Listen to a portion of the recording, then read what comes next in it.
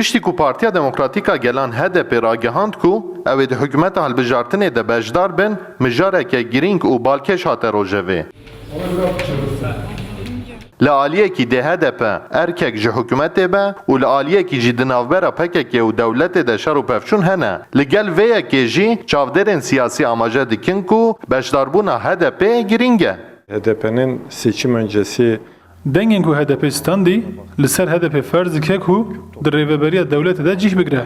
Ev yek dê bixwara xurtkirina rêbaza siyasetê jî bîne.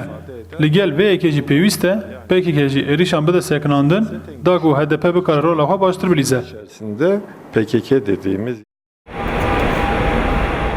Hukuknaz jî amaje dikin ku bejdarbûna HDP a di hikûmetê de ji bo ewlekariya hilbijartinê girîng û pêwîst e. HDP diyar kir ku got ki ji bo evlehiya hilbijartinê ez ê endama bidim hikûmeta hilbijartinê. Mana veya ev e dibêje ki ez ji bo ewlehiya hilbijartinê ez AKP ewle nab.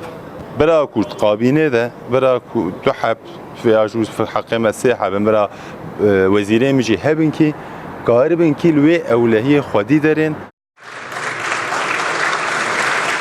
Li gor yasayên Tirkiye dema wezîrek biryarekê bistîne, nepêwîst e ku erêkirina serokwezîr bistîne û ev yek ji bo HDP wek derfeteke girîng tê dîtin. Çavderên siyasî amaje dikin ku hikûmeta hilbijartinê ne tenê hetayeke mijdarê.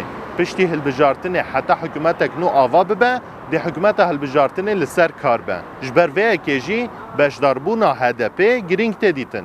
Mayrûksel, Rûdaw, Amet.